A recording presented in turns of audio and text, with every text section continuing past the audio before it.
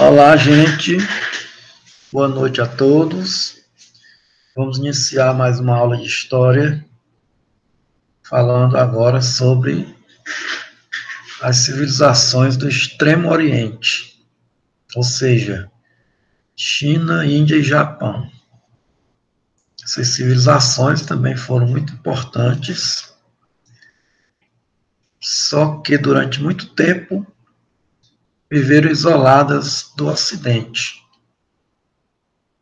Inclusive, essa divisão Oriente-Ocidente, que é muito utilizada pela história e pela geografia, ela é uma divisão que partiu da Europa, continente europeu.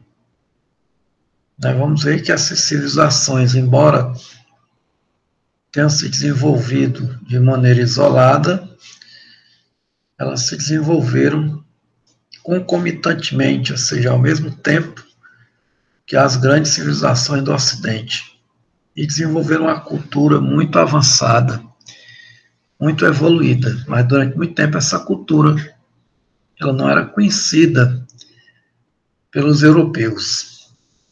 Nós vamos ver um pouco de cada uma dessas civilizações: a China, a Índia e o Japão. Ok?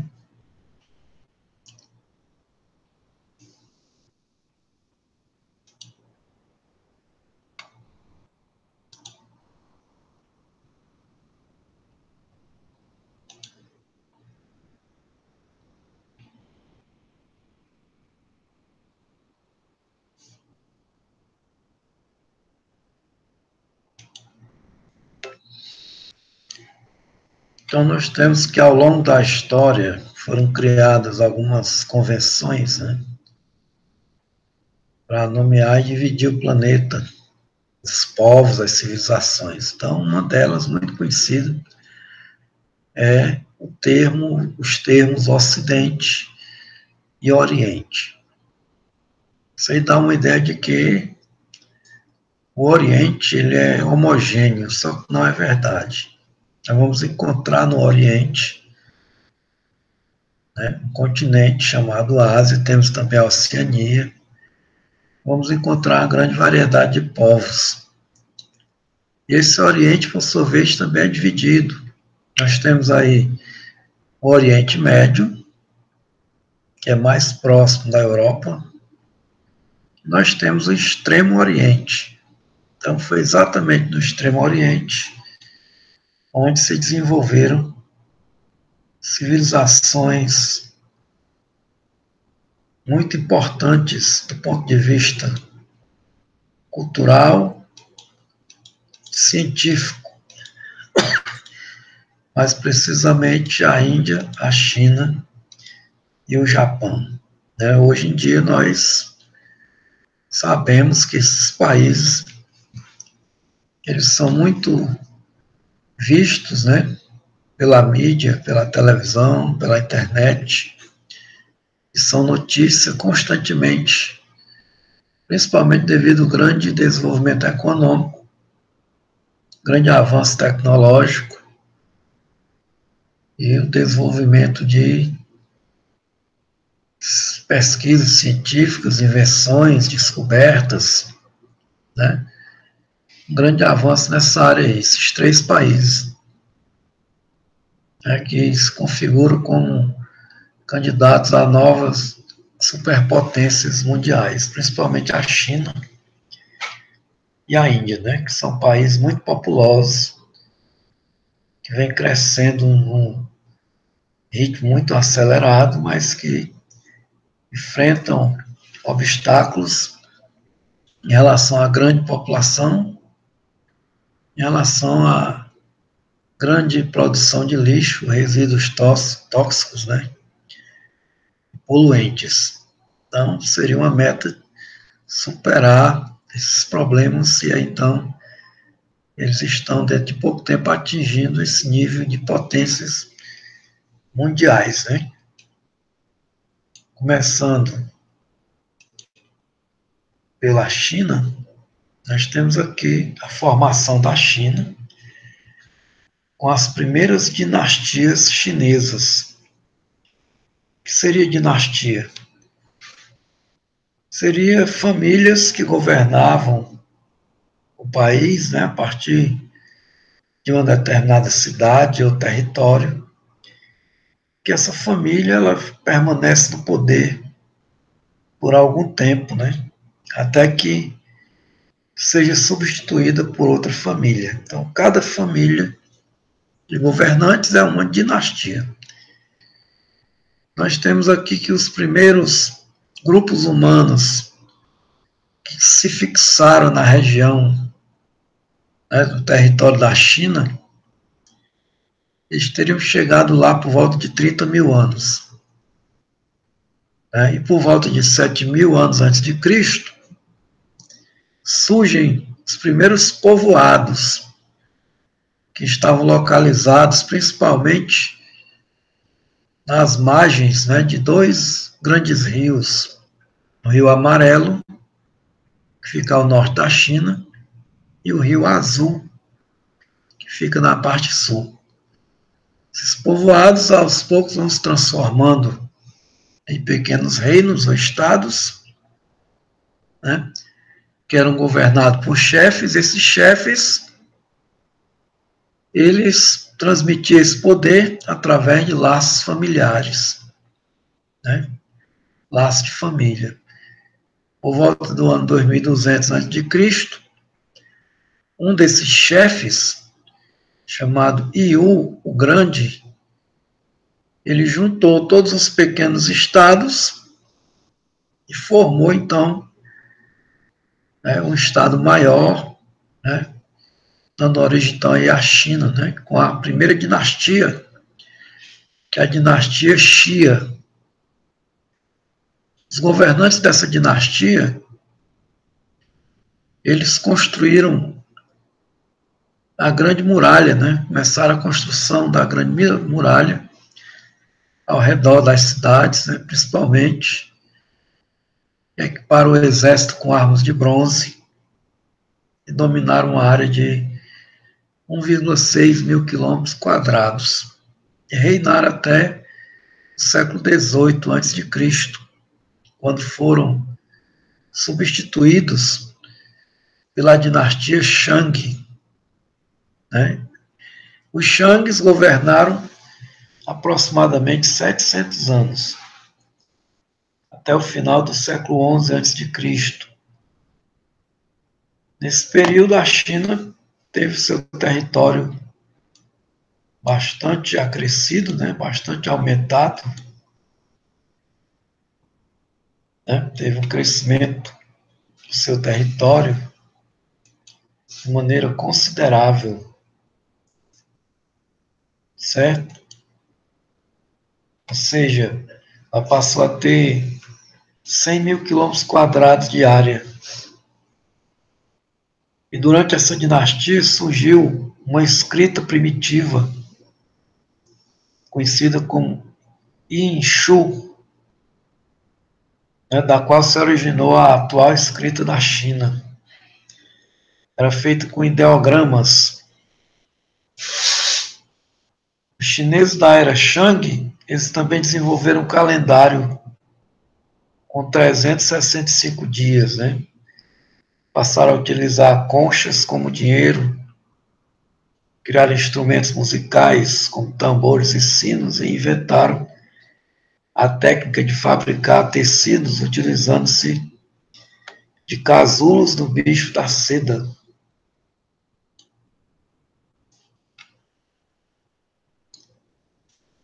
Certo? E também eles acreditavam em vários deuses, né? Consultavam os oráculos, faziam sacrifícios humanos e de animais, né, para esses deuses que eles acreditavam.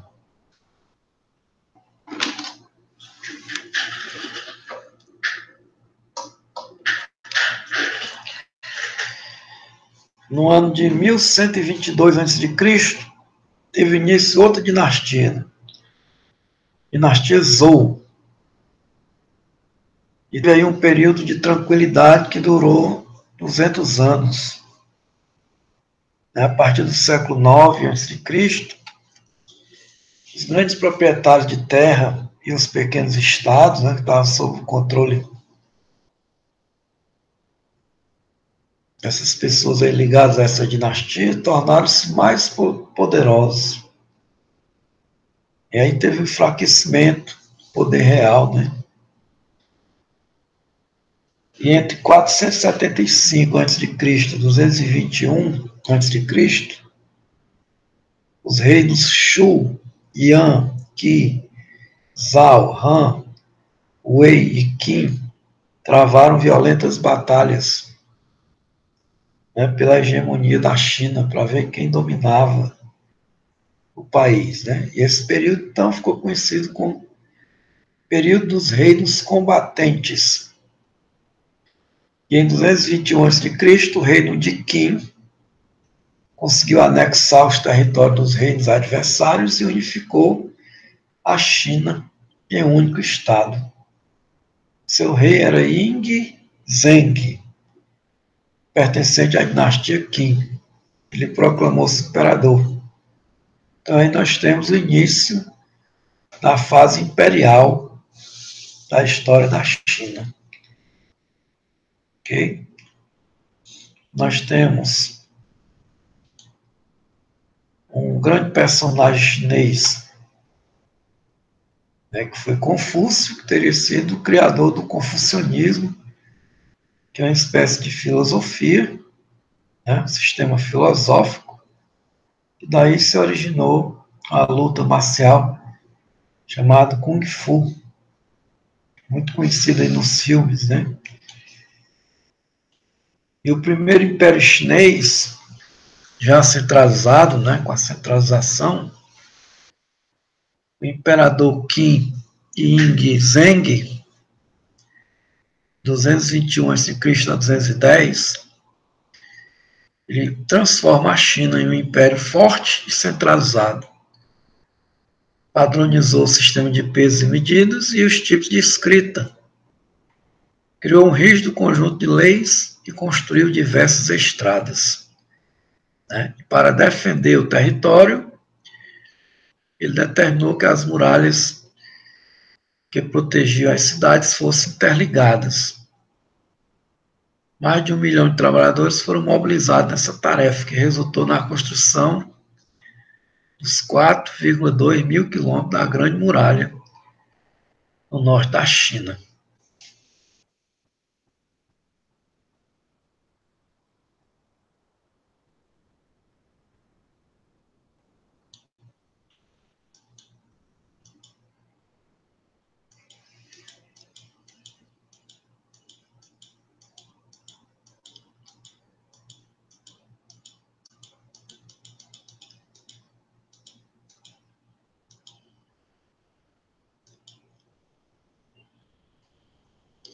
Então, com a morte dele, desse imperador, o império ele enfrenta uma crise, né?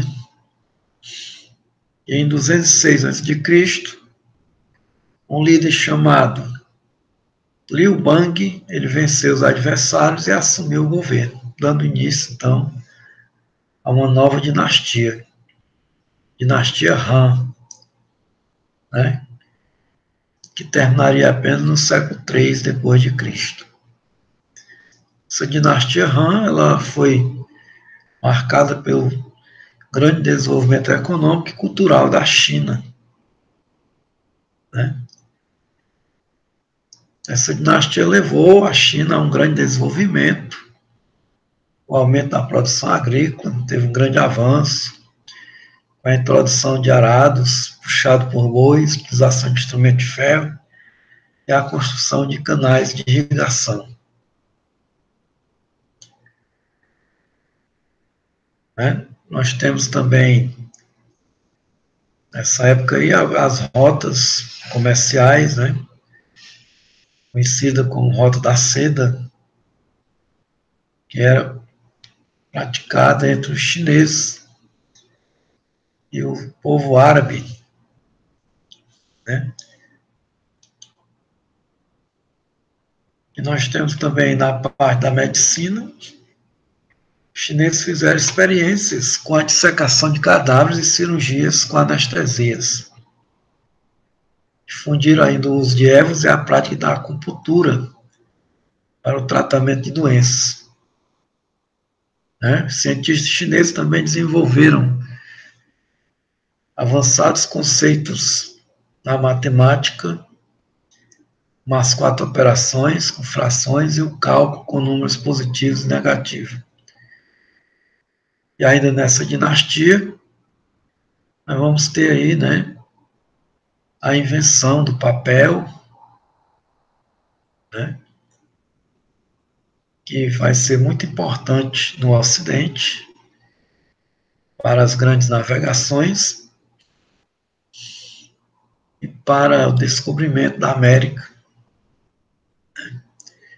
além da descoberta de um novo caminho marítimo para as Índias. E além do papel também, eles inventaram o sismógrafo, a bússola, a pólvora, os relógios de sol e de água.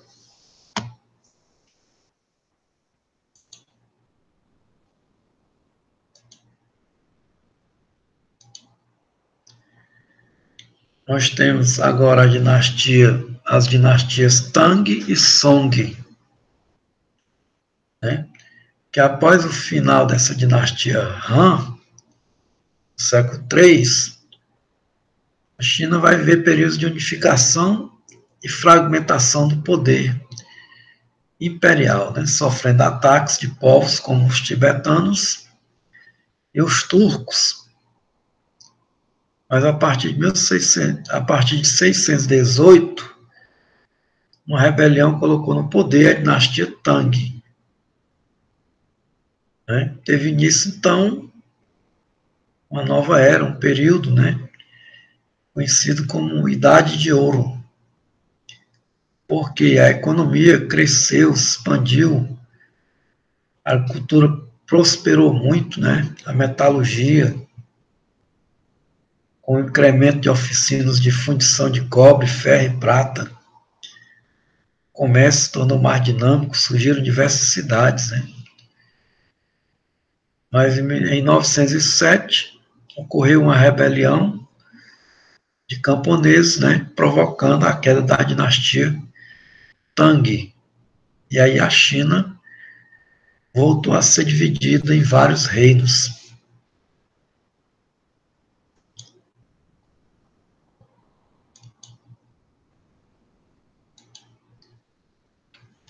Em 960, teve a ascensão da dinastia Song. Mais uma vez ocorreu a unificação do território, Foi nesse período que os chineses criaram o dinheiro de papel e aperfeiçoaram a impressão xilográfica. Você tem aqui um artesão chamado Bi Sheng. Ele inventou, uma forma de impressão com tipos móveis de argila cozida que permitia a produção de livros com grande facilidade. Essa dinastia terminou em 1279, quando a China foi conquistada pelos mongóis. Nós temos agora a China sob o domínio mongol. Os mongóis eram formados por várias tribos de pastores nômades que viviam nas estepes asiáticas, uma região delimitada ao norte pela Sibéria e ao sul pelo deserto de Gobi. Cada tribo reunia vários clãs, e o líder da tribo recebia o título de Khan. Em 1206, diversas tribos foram unificadas e aclamaram o líder guerreiro Temujin como chefe de todos os mongóis, com o título de Gengis Khan. Com esse novo líder, iniciou-se a expansão territorial, que levaria os mongóis a conquistar a China. formando um império que se estenderia do Mar Cáspio, né, limite atual Oriente Médio, até Pequim, no extremo Oriente, que na época se chamava Beijing, e hoje é a capital da China, né?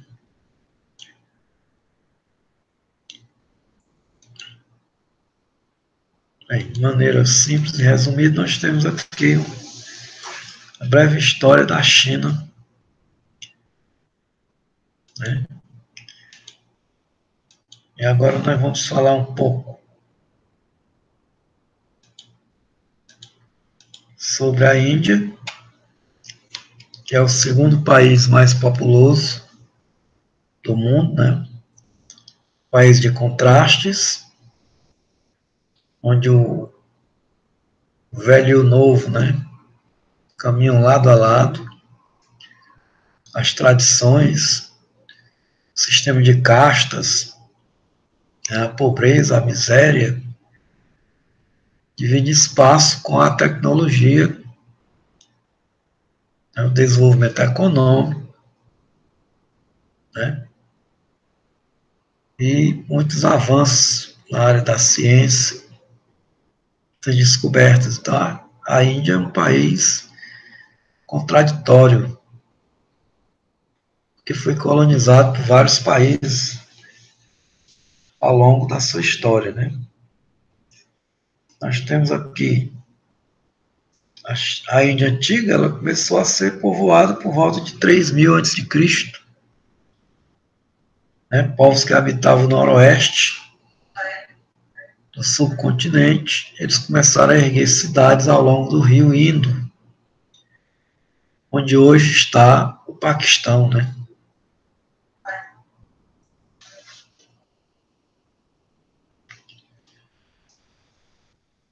Estão vendo aqui no mapa, essa região de amarelo aí, onde hoje é o Paquistão, está localizado dois povoados, Harappa e Mohenjo-Daro. São povoados antigos, né? Foram ocupados por essa época aí. Eram bem estruturados esses povoados, com avenidas largas, né? Os habitantes eram os dravidianos, as casas de tijolo de barro cozido, tinha um sistema de água e de esgoto. Criaram a técnica de confeccionar roupas de algodão e comercializavam com outros povos.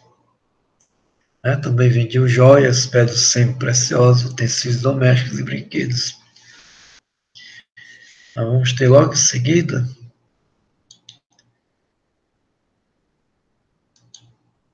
os arianos, né, que chegaram na região, porque por volta de 1800 a.C., os dravidianos começaram a abandonar as cidades, se deslocar em direção ao vale do rio Ganges e ao sul da Índia atual. Né? As razões para esse deslocamento são desconhecidas, mas alguns estudiosos eles dizem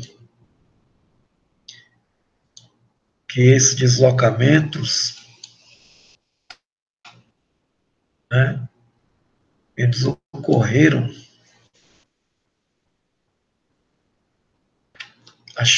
devido à chegada dos arianos na região, né? Passando a dominar essa região e aos poucos os dravidianos foram se deslocando para outras regiões. Os arianos eram nomes provenientes da Ásia Central, então eles teriam subjugado esses dravidianos, dominando a região. Alguns desses grupos eram conhecidos como indo-europeus. Depois de se instalar no Vale do Rio Indo, avançaram em direção ao Vale do Rio Ganges. Né? Depois que invadiram, eles eram denominados de árias, Começaram a viver como sedentários e incorporaram muitos elementos das línguas dravidianas em seu idioma. O sânscrito. As crenças religiosas também se misturavam, dando origem ao hinduísmo, que é um conjunto de doutrinas e práticas religiosas, passou a reger quase todos os aspectos da vida cotidiana, da organização social desses povos, né? E nós percebemos que muitas dessas crenças persistem até hoje na Índia. E os fundamentos desse hinduísmo foram registrados no Rig Veda, ou Livro do Conhecimento, que é uma coletânea de 1028 hinos, que acabaria por denominar todo o período em que a Índia esteve sob o domínio dos Árias, né, a época védica. Foi de 1500 a.C. a 500 a.C. Então, um dos elementos que muito caracteriza a Índia é a sociedade de castas, né, que são grupos sociais fechados, onde os indivíduos não podem mudar de um grupo para o outro. É como uma espécie de karma, né, de destino que eles têm que seguir.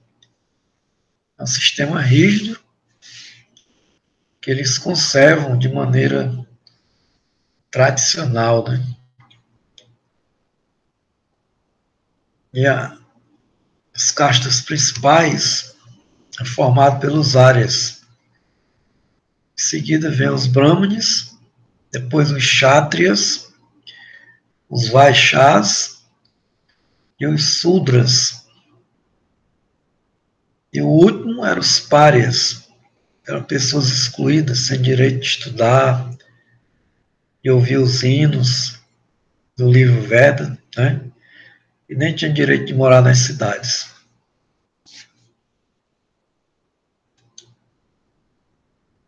Né? Tem finalmente aqueles que não eram de nenhuma casta, que eram os Dalits, que eram os intocáveis.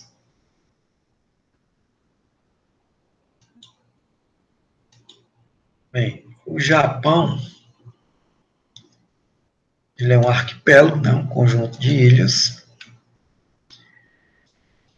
que é formado por 4 ilhas principais e cerca de 4.000 ilhas pequenas. A região foi ocupada há cerca de 30.000 anos por povos caçadores e coletores que vieram das regiões da Sibéria, da Rússia e a região da Coreia.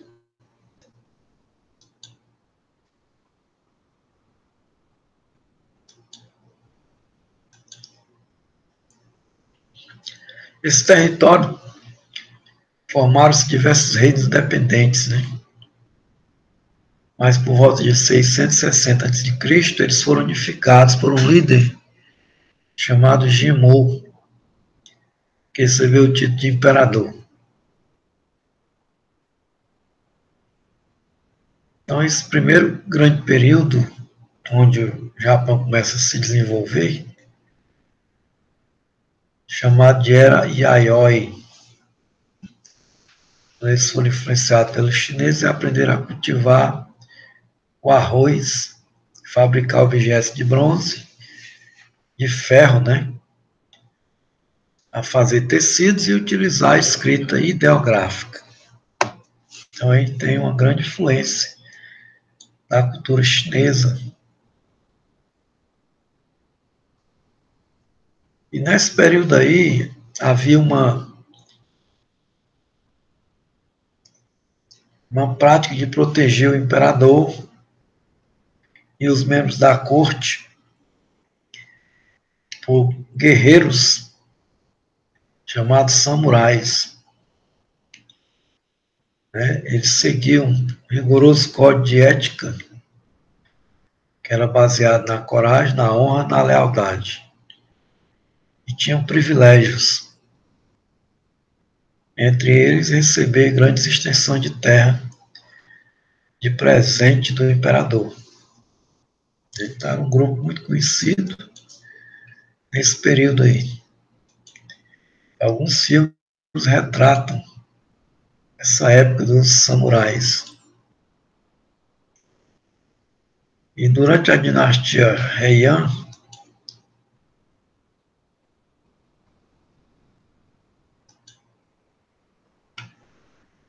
o poder imperial ficou fraco. E em 1185, o imperador concedeu a um dos chefes guerreiros, o samurai Minamoto Yoritomo, o título de Shogun, que significa grande general.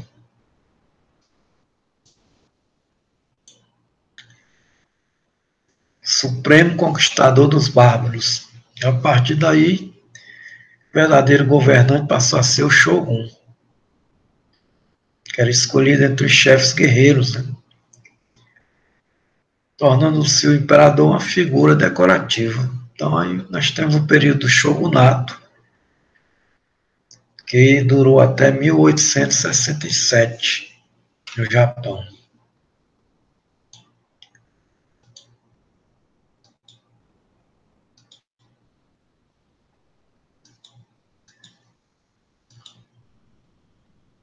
Depois desse período aí, nós vamos ter a Era Meiji, onde o Japão se moderniza. O Japão, ele se abre para o Ocidente, aí vem a influência da Europa, Estados Unidos. Ele começa a sua era industrial, século XIX, né, e caminha para se tornar uma grande potência, chegando a se configurar como a segunda maior potência, logo após os Estados Unidos. Só que hoje nós vemos a realidade que a China ultrapassou o Japão. Porque o Japão, embora tenha muita tecnologia, tem muita dificuldade em adquirir matéria-prima e energia. Mesmo jeito a China tem dificuldade em adquirir energia limpa, não poluente. E isso atrasa um pouco o seu desenvolvimento. Nós temos aqui um breve resumo do que foi dito. A China, a Índia e o Japão. Nós temos aqui a China, povoamento por volta de 7.000 a.C., no Vale do Rio Amarelo. A Índia por volta de 3.000 a.C., nas margens do Rio Indo. E o Japão sendo ocupado por povos caçadores-coletores oriundos da Sibéria e da Coreia, por volta de 30.000 anos atrás.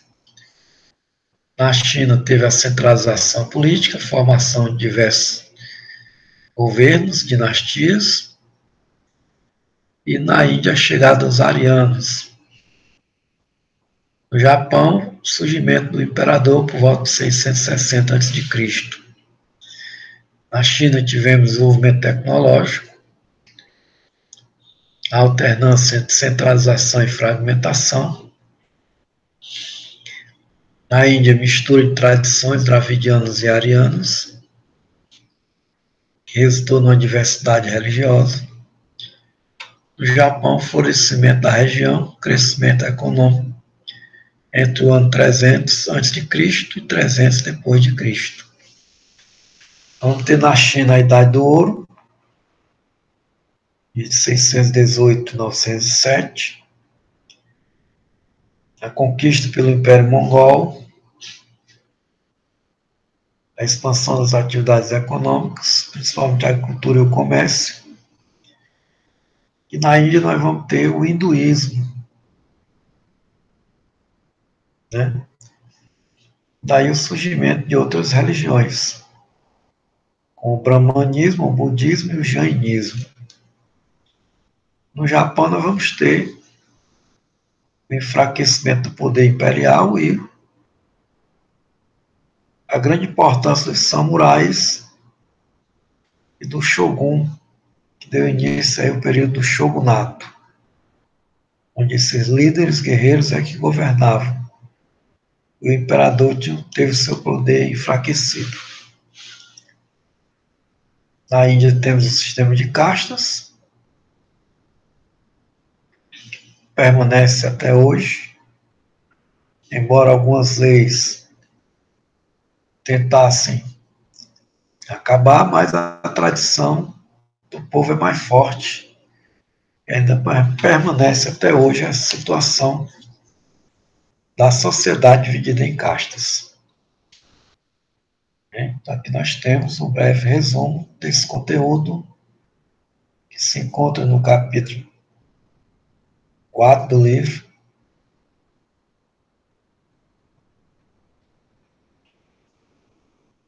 cujo tema é Sociedade do Extremo Oriente, né? Do Oriente Antigo, a China, a Índia e o Japão. Ok? Muito obrigado. Boa noite a todos.